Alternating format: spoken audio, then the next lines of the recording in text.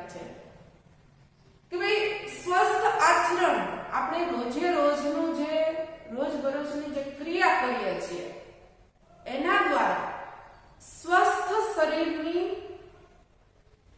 ક્રિયા કરીએ આપણે તો શરીરની અંદર સ્વસ્થતા જળવાઈ રહે. ખૂબ સરસ એવું નાનું એવું આપણું આ યુનિટ પણ બહુ મોટો બોધ આપી જાય કે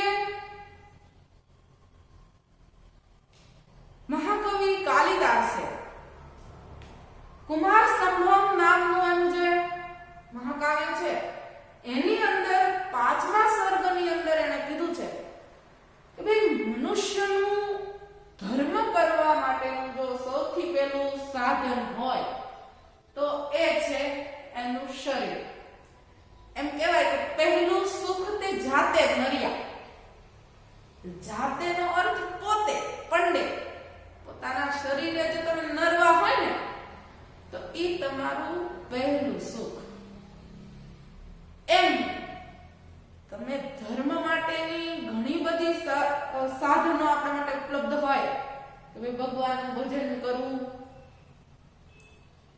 પ્રભુના મંદિરે દર્શન કરવા માટે જાઓ, માળા ફેરવવી, દીવાબત્તી કરવા, જપ કરવા, હવન કરવો, આ બધું ધર્મ માટેની સાધનો બધા ઉપલબ્ધ છે, અવેલેબલ છે. પણ તમારું શરીર જો સ્વસ્થ ન હોય તો પેલા બધા સાધનો છે એ નકામા છે. એનો અહીંયા પછી કાઈ હેતુ રહેતો નથી. એટલે કવિ એમ કહે છે, મહાકવિ કાલિદાસ, કે ભાઈ ધર્મ કરવા માટેની ભલે ગમે એટલી વસ્તુઓ હોય પણ તમારા શરીરની સ્વસ્થતા તો હોવી જ જોઈએ. એ પેલી બધી વસ્તુઓ એના વગર નકામી થઈ જાય. અને ધર્મ માટેનું પહેલું સાધન એ તમારા શરીરની સ્વસ્થતા. હવે આ શરીરની સ્વસ્થતા માટે માણસનું શરીર સ્વસ્થ રાખવા માટે ઘણા બધા ઉપાયો છે. એમાંનો એક ઉપાય એ આપણી દિનચર્યા. દિન એટલે દિવસ. દિનચર્યા એટલે દિવસ દરમિયાન કરવાની થતી વિધિઓ. જેટલા કાર્યો આપણે રોજબરોજના ક્રિયામાં રોજે કરવાના જે કાર્યો થતા હોય એ એક ઉપાય એ તમારા શરીર સ્વસ્થ રાખવા માટેનો છે.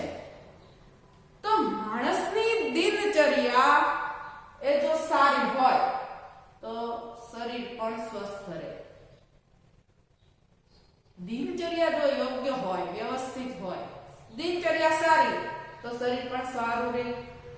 હવે આ વાત સાથે આયુર્વેદના જે પ્રાચીન ડોક્ટરો છે, પહેલાના જે ચિકિત્સકો છે, વિદ્વાનો છે, એ અને આધુનિક જે ચિકિત્સામાં જે ચિકિત્સકો છે, જે ડોક્ટરો છે, એ પણ આ વાત સાથે એગ્રી છે. એ પણ એમ જ કહે છે કે જો તમારી દિનચર્યા, રૂટીન કાર્ય જો તમે કહો, રોજબરોજનું કાર્ય જો તમારું યોગ્ય હોય, વ્યવસ્થિત હોય, દિનચર્યા જો સારી હોય તો શરીર ચોક્કસ સ્વસ્થ રહી શકે છે.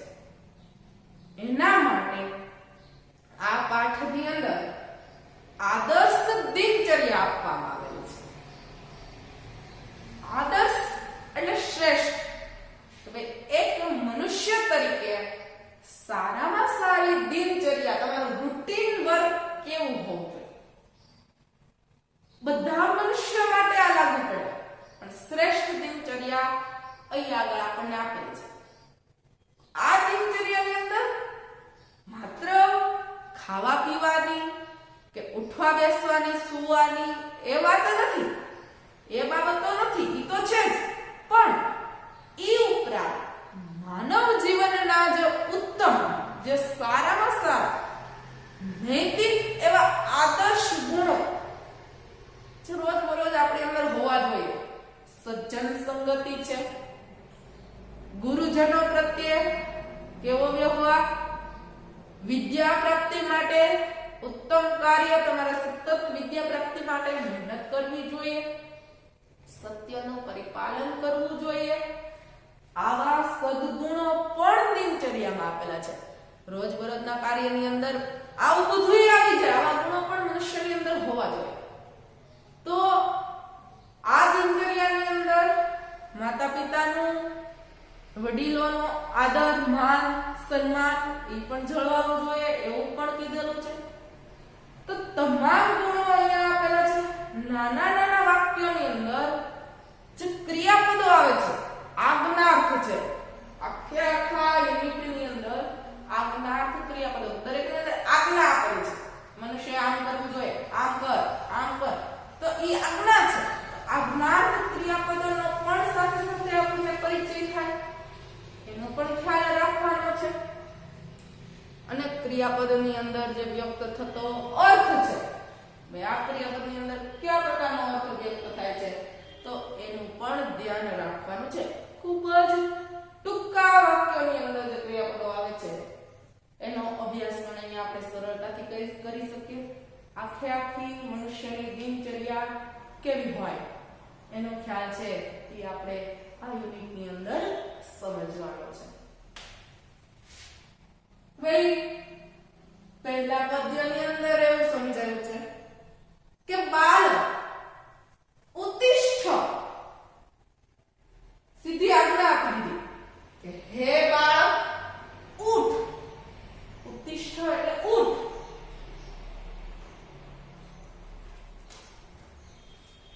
હે બાળક સંબોધન છે અહીંયા. ઉત્તિષ્ઠ એટલે ઉઠ. ક્યાંથી? તો કે શૈયતઃ. શૈયતઃ એટલે પથારી. તો કે ભાઈ પથારીમાંથી ઉઠ. સૌથી પહેલું એનું આપણે સૂતા હોય અને જાગે ત્યારની ક્રિયા બતાવી દીધી છે. હે બાળક પથારીમાંથી ઉઠ. સ્વસ્થ વૃત્તમ સમાચર, અને સ્વસ્થ આચરણ કર. સ્વસ્થ વૃત્તમ એટલે સ્વસ્થ વ્યવહાર, સ્વસ્થ આચરણ કર. શરીર સ્વસ્થ રહે તેવો વ્યવહાર તું કર. ઉઠતા વે એ વાત છે એ અહીંયા આપણે કરેલી છે. ઉઠી તરત શું કરવાનું એની વાત કરી છે કે સ્મરણ કર. સ્મર ક્રિયાપદ છે. સ્મરણ કર, યાદ કર. કોને યાદ કરવાના છે? કે જગત વિધાતા.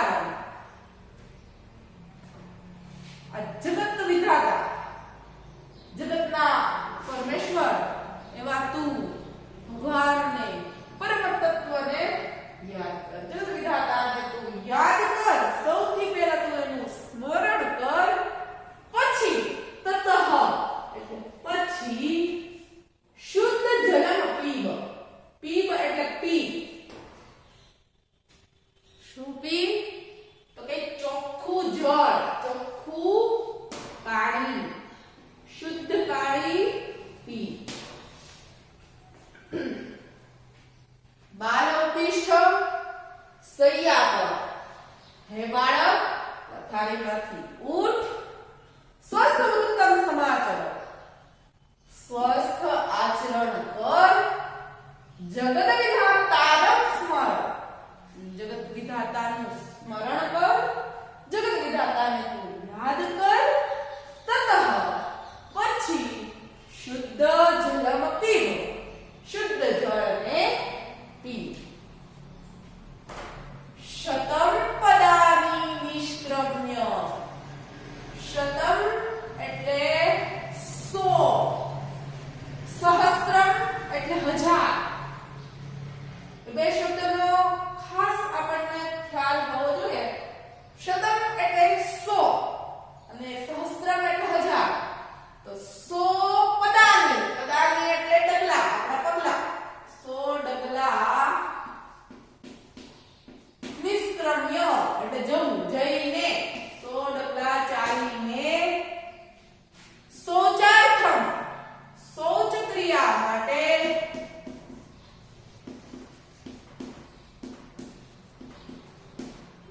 સત્વરમ ગચ્છ જલ્દીથી જા.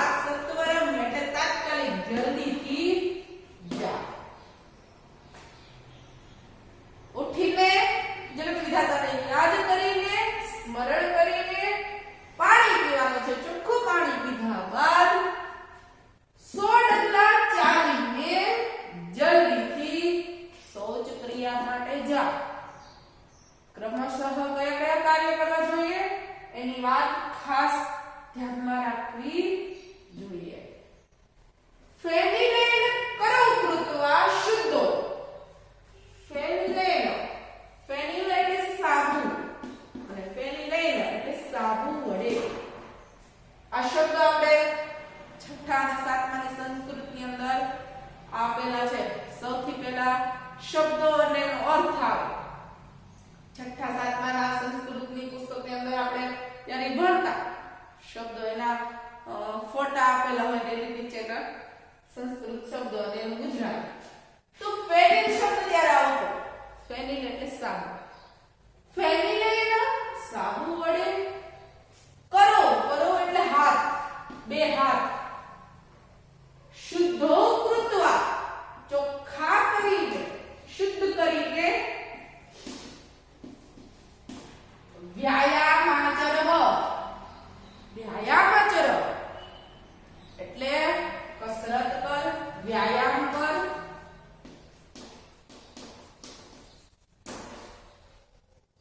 સોડલા ચાલીને જલ્દીથી શૌચ ક્રિયા માટે જવાનું. પછી બંને હાથને સાબુ વડે ચોખ્ખા કરવા. સાબુ વડે ચોખ્ખા કરીને કસરત કર, વ્યાયામાચર, કસરત કર. કસરત કર્યા બાદ તેલમ કાયે મર્દય, તેલનું કાયે શરીરે, મર્દય માલિશ કર. મર્દય એટલે માલિશ કર. ત્વમ એટલે તું. હે બાળક, તું તૈલમ કાયે મર્દય, શરીરે તેલનો માલિશ કર. તતઃ પછી સ્નાનમ સમાચર, સ્નાન કર.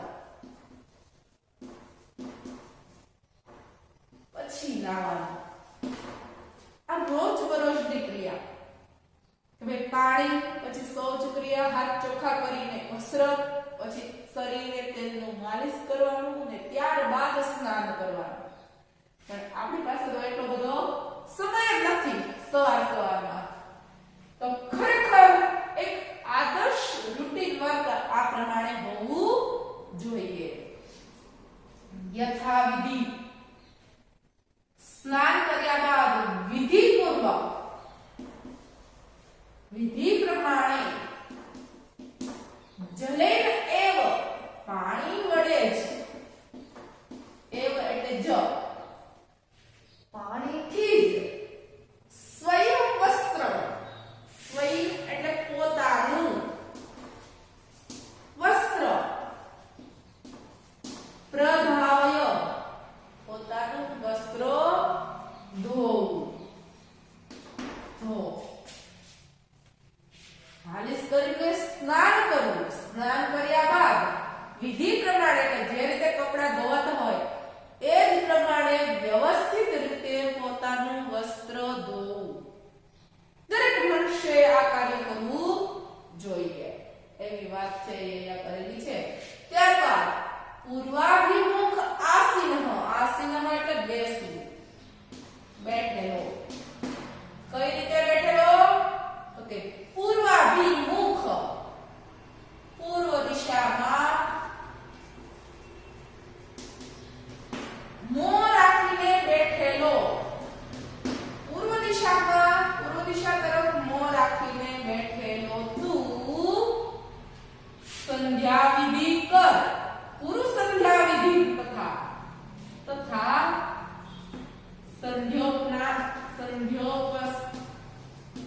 સંધ્યોપાસના કર.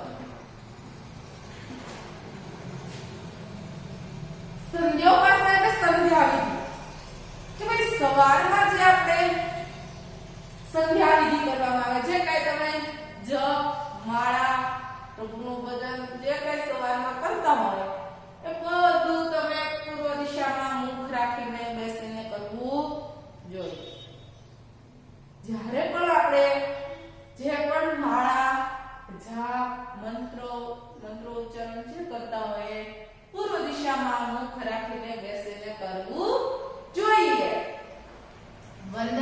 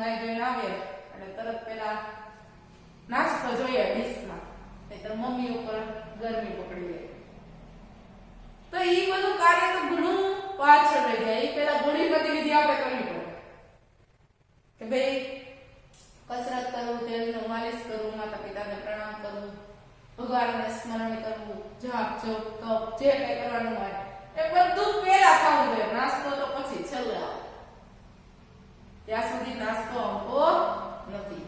પણ આપણે તો સવારે બ્રશ થઈ જાય એટલે નાઈ ધોઈને સીધો નાસ્તો આવવો જોઈએ. તો ખરેખર રૂટીન વર્ક એ પ્રમાણે હોવું જોઈએ નહીં. આદર્શ આચરણ આ પ્રમાણેનું છે. નાસ્તો કર્યા બાદ પાઠશાલામ સમમિત્રે ગચ્છ. ગચ્છ એટલે જા, પાઠશાલામ એટલે નિશાળ, પાઠશાળા સ્કૂલે, સમમિત્રમ એટલે મિત્રોની સાથે, મિત્રોની સંગે તો નિશાળે જાઓ, તથા પાઠમ પઠ, તથા પાઠને વાંચ. નિશાળે જઈને હંમેશા પાઠને વાંચવાની વાત કરેલી છે કે ત્યાં ગયા પછી વિદ્યા પ્રાપ્તિ માટેનો જ ધ્યેય તમારો હોવો જોઈએ. મજાક મસ્તી આ બધું સ્કૂલે હોવું જોઈએ નહીં. તો સ્કૂલે ગયા પછી હંમેશા આપણે પાઠનું સતત વિદ્યા મેળવવા માટેનું વાંચન કરવું જોઈએ. મિત્રોની સાથે સ્કૂલે જાઓ અને પાઠનું વાંચન કરો. એમ આ પુત્ર હિતે રતઃ તાતઃ, પુત્રના હિતમાં રત એટલે મગ્ન, પુત્રના હિત માટે મગ્ન એવા તાતઃ એટલે પિતાએ, પુત્રમ એટલે પુત્રને, સમાદિશત આદેશ આપ્યો. ફરીથી જોઈ લઈએ. એવમ આમ આ પ્રમાણે પુત્ર હિતે રતઃ તાતઃ, પુત્રના કલ્યાણ માટે મગ્ન એવા પિતાએ પુત્રમ સમાદિશત પુત્રને આદેશ આપ્યો કે આ પ્રમાણે તું કાર્ય કર. ત્યજ દુર્જન સંસર્ગ, દુર્જનોનો સંગ, સંસર્ગ એટલે સંગ, દુર્જનોનો સંગ ત્યજ એટલે છોડી દે. જે દુર્ગુણોને ધરાવે છે એવા દુર્જન વ્યક્તિનો તું ક્યારેય સંગ નહીં કરીશ, એના સંગને તું છોડી દે. ભજ સાધુ સમાગમ, સાધુ એટલે સજ્જન, સજ્જનોનો સંગ કર. ભજ એટલે કરવું, સજ્જનોનો સંગ કરવો. અહીંયા અર્થ એ લખવાનો છે સજ્જનોનો સંગ કર. ખરેખર ભજ એટલે ભજન કરવું. કોનું ભજન કરવું? તો કે સાધુ સજ્જન વ્યક્તિનું હંમેશા ભજન કરવું. હંમેશા તમે કોઈને પ્રાપ્ત કરવા માંગતા હોય તો એ સજ્જનોને પ્રાપ્ત કરો. દુર્જનોનો સંગ ક્યારેય નહીં. ગુરુ પુણ્યમ અહોરાત્ર, સંધિ છૂટી પાડીએ. પુણ્યમ પ્લસ અહોરાત્ર. અહો એટલે દિવસ અને રાત્ર એટલે રાત્રિ. દિવસ રાત્રિ, દિવસ રાત તો પુણ્ય કર, ગુરુ એટલે કર, સ્મર એટલે સ્મરણ કરવું. કોનું સ્મરણ કરવું? તો કે સદા હંમેશા હરે નામ, હરિના નામનું સ્મરણ કર. હંમેશા પ્રભુ ભજનમાં તો લીન રહે. દિવસ રાત પુણ્ય કર. દિવસ રાત એટલે આખા જીવન દરમિયાન એક પણ દિવસ અપુણ્ય ન થવું જોઈએ, પાપ ન થવું જોઈએ એવી વાત અહીંયા કરેલી છે. દિવસ રાત તું હંમેશા સતત પુણ્ય કર અને હરિના નામનું સ્મરણ કર. હંમેશા સદાને માટે પ્રભુ ભજન કર. પ્રવિચાર્ય ઉત્તરમ, સંધિ છૂટી પાડીએ તો પ્રવિચાર્ય એટલે ખૂબ વિચારીને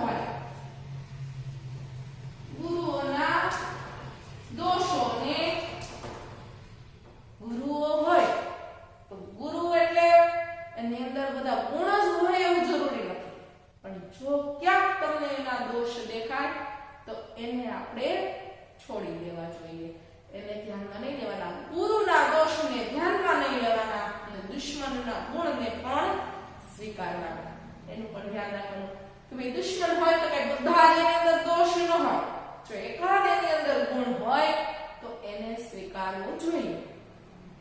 એવું કહેવાય કે મનુષ્ય માત્ર સર્વગુણ સંપન્ન નથી હોતો.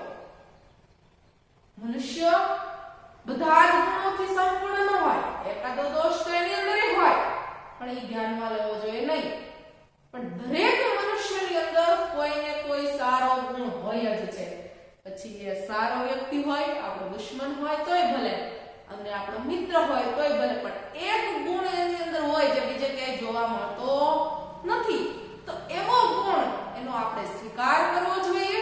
અને સર્વગુણ સંપન્ન ન હોય એટલે એકાદક જો એની અંદર કંઈક ગુરુઓની અંદર કંઈક દોષ હોય તો એને આપણે અવોઇડ કરવો જોઈએ, એને આપણે દૂર કરવાનો. દુશ્મનોના ગુણને સ્વીકારવો અને ગુરુઓના દોષને છોડી દેવો જોઈએ.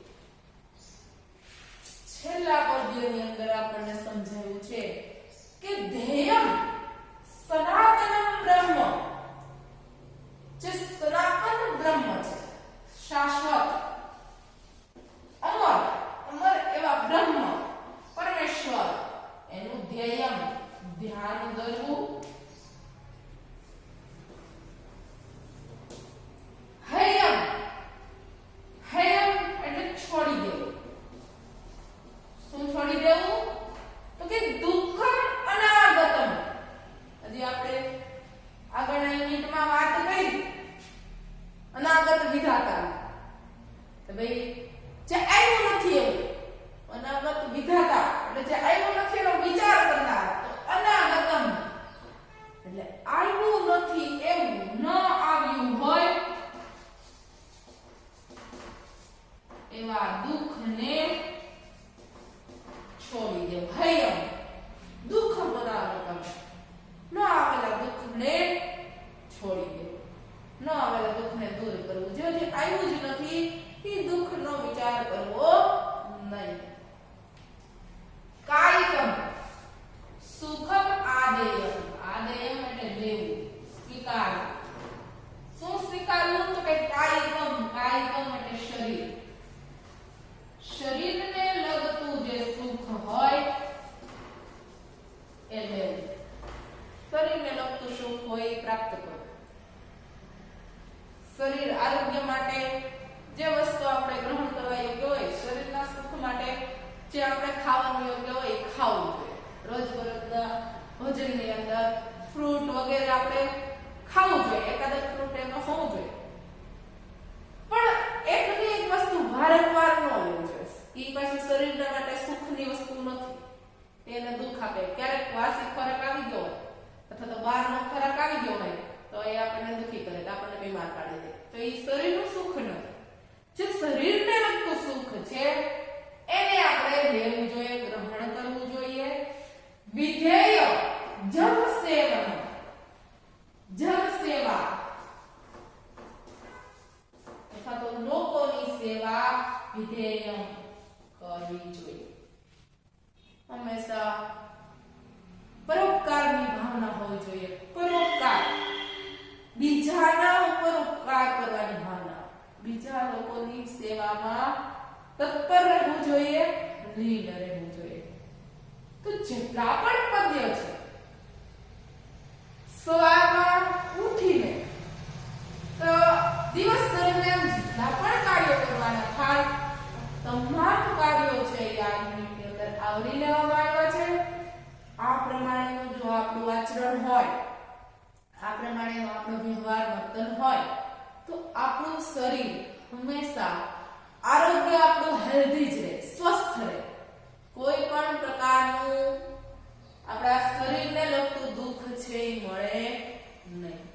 હેલ્ધી એવું આપણું શરીર બની જાય, હેલ્ધી બોડી. કોઈ પણ પ્રકારનો રોગ, નિરોગી એવું શરીર આપણું બને. તો આ પ્રમાણેનો વ્યવહાર આપણા જીવન દરમિયાન હોય તો એની અંદર માત્ર ખાવા પીવાનું જ ધ્યાન રાખવું એવું જરૂરી નથી. એ ઉપરાંત બીજાની સાથે કેવો વ્યવહાર કરવો, કેવો વર્તન કરવું, ભગવાનનું ભજન, આ તમામ બાબતો છે એ અહીંયા નોંધવામાં આવેલી છે. જે દરેક બાબતનો ઝીણો ઝીણો ખ્યાલ પણ એક મનુષ્ય તરીકે આપણે રાખવો જોઈએ.